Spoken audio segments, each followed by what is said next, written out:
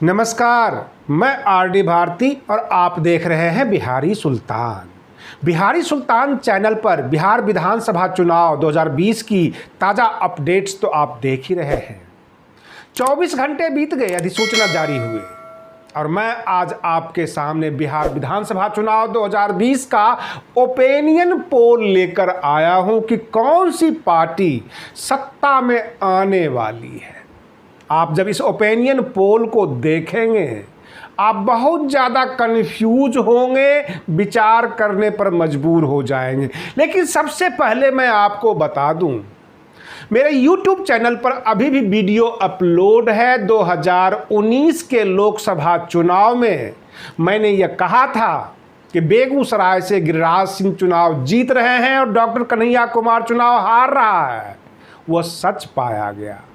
मेरे YouTube channel पर दिल्ली विधानसभा चुनाव का भी वीडियो अपलोड है और मैंने कहा था कि 60 से 65 सीट केजरीवाल जी को आ रहा है और 63 सीट आया। अब आप समझ सकते हैं, अंदाज़ा लगा सकते हैं कि मैं मेहनत करके और असली आंकड़ा आपके सामने प्रस्तुत करता हूं। बिहार विधानसभा चुनाव में 2020 में मैंने आम जनता से, नेताओं से, बुद्धिजीवियों से, हर वर्ग से सवाल करने के बाद जो मैं आपको नतीजा दे रहा हूं, आप काफ़ी चौकन्ना होंगे और इसके लिए पूरे वीडियो में बने रहें, क्योंकि मैं लास्ट में चौंकाने वाला रिजल्ट देने वाला हूं, बहुत ज़्यादा चौंकाने वाला। आप अभी से मजबूर हो जाएंगे विचार करने के लिए कि किसकी सरकार बनेगी, क्योंकि बिल्कुल टसल चल रहा है दोनों तरफ से, एनडीए और यूपीए। कौन हार रहा है, कौन जीत रहा है, मैं आपको एक एक करके प्रत्येक पार्टी का कितना सीट निकलने वाला है यह मैं आपको बता रहा हूं। और हमने कन्फर्म कर लिया है, कई बार मंथन के बाद मुझे लगा है यह सर्वे रिपोर्ट बिल्कुल ओरिजिनल है और बिहार की जो आम जनता है ऐसा ही वोट करने वाली है। सबसे पहले मैं आपको बता दूं, एनडीए में एक पार्टी है जो बार बार नीतीश कुमार की आलोचना किया, एनडीए से निकलने के कयास लगाए जा रहे हैं, तरह तरह की बातें हुई। 143 सीट का ऐलान कर दिया कि हम चुनाव लड़ने वाले हैं और वह पार्टी है लोक जनशक्ति पार्टी, लोजपा। इनको जो हमारे सर्वे रिपोर्ट के मुताबिक 12 सीट प्राप्त हो रहा है पूरे बिहार से, चाहे जितनी जोर लगा ले, सब कुछ हमने मंथन करके देख लिया। और दूसरा यूपीए का एक दल है, सबसे पुरानी पार्टी कांग्रेस अपनी सारी ताकत अगर लगा लेती है, चाहे वो आरजेडी के साथ रहे, स्वतंत्र होकर चुनाव लड़े, जो भी करे, 10 सीट से ज़्यादा नहीं निकाल पाएंगे। ये कन्फर्म रिपोर्ट हम बता रहे हैं, आम जनता का बिल्कुल ज़मीनी रिपोर्ट। और रही बात ये कि भाजपा, जैसे कि आप जानते होंगे 2015 के चुनाव में उनको 53 सीट मिल रही थी, लेकिन इस बार भाजपा को 53 नहीं बल्कि 60 सीट मिलेगी। 1-2 सीट बढ़ भी सकती है, क्योंकि शहरी इलाके में भाजपा का जो वोट है, वोट बैंक जो है वो कन्फर्म है और मोदी जी के खिलाफ एंटी इनकम्बेंसी नहीं है। जब वह भाषण देते हैं आम जनता सुनती है और विचार भी करती है, इसलिए 53 सीट ना देकर हमने 60 सीट दिया है। 1-2 सीट बढ़ सकता है, परंतु अब आपको चौकन्ना होना पड़ेगा कि जदयू यानी नीतीश कुमार जी मुख्यमंत्री हैं, अच्छा चेहरा है, उनके चेहरे पे चुनाव लड़ी जाती है, लेकिन फाइनल रिपोर्ट यह है कि 30 से ज़्यादा वो चुनाव नहीं जीत पाएंगे। 30 सीट से ज़्यादा पूरी तरह से जनता बागी हुई पड़ी है और ये मैं आपको ज़मीनी हकीकत बता रहा हूँ। जदयू को हमने मात्र 30 सीट दिया है अपनी रिपोर्ट में, अपने सर्वे के मुताबिक।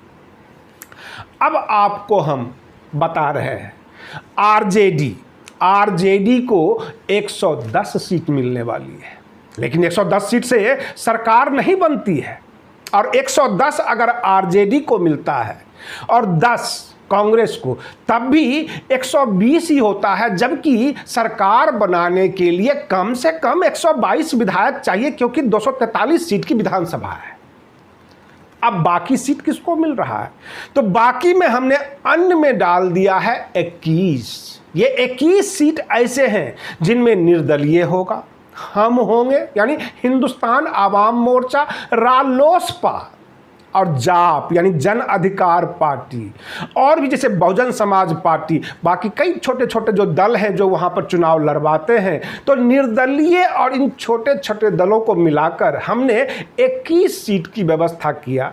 देखा कि हर जगह से जो है मिसलेनियस आवाज़ आ रही है, तरह तरह के लोग बात कर रहे हैं और कन्फ्यूजन भरा हुआ है। तो 21 सीट, अगर ये 21 जो निर्दलीय और छोटे छोटे दल वाले हैं एनडीए के साथ चले जाते हैं तो एनडीए की सरकार बन जाती है, और इसमें से 2-3 अगर निर्दलीय निकल जाते हैं, जैसे कि पप्पू यादव की जो पार्टी है जाप यानी जन अधिकार पार्टी, वो निकल कर आकर तेजस्वी यादव जी को सपोर्ट कर देता है, क्योंकि 21 में ही हमने मुकेश सहनी को भी रखा है, वीआईपी पार्टी को, अब बाकी जो भी दल है।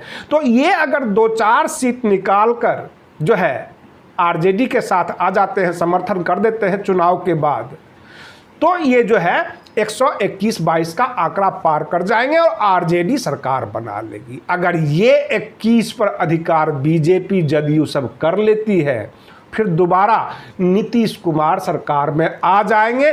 लेकिन सबसे बड़ी समस्या यह है, जदयू को मात्र हमने 30 सीट दिया है। आपको बता दें कि 2017 में नीतीश कुमार जो दाग लगाकर आरजेडी को और भाजपा के साथ गए थे, वह दाग असल में दाग नहीं था। दरअसल इनके पास सीट संख्या कम थी और आरजेडी के पास सीट संख्या ज़्यादा थी, और ये स्वतंत्र राज करने वाले हैं, कंफर्टेबल राज करना चाहते हैं। इनको बड़ा अनकंफर्टेबल महसूस होता था कि 80-82 विधायक चारों तरफ से घेर लेते हैं और बातें मनवाते हैं। कल को अगर चुनाव के बाद जदयू के पास मात्र 30 विधायक हों, अब बाकी दल को ले दे के ये मुख्यमंत्री बनने में सफल तो हो जाएंगे, परंतु इनको कमजोर या कठपुतली मंत्री का नाम जरूर दिया जाएगा। हालात यही है सरजमीन पर बिहार की जनता के बीच, और ऐसा ही कुछ रिजल्ट आने वाला है। आप जो है 10 तारीख को यानी 10 नवंबर को देख लीजिएगा, आपको रिजल्ट आ जाएगा। 11 तारीख के अखबार में बिल्कुल लिखा रहेगा फ्रैक्चर्ड मैंडेट ऑफ बिहार विधानसभा चुनाव, इसी तरह की जो है लाइनें होगी, यानी खंडित जनाधार, क्योंकि जनता मूड बना चुकी है। बहुत सारे जनता तो ये भी कहती है कि ना मैं जदयू को वोट देने वाला हूं, ना मैं आरजेडी को, मैं तो नोटा पे बटन दबाऊंगा। इतना गुस्सा में आम जनता है, और इस तरह से पूरा का पूरा खंडित जनाधार की संभावना बनती जा रही है। आप बने रहिए बिहारी सुल्तान चैनल पर।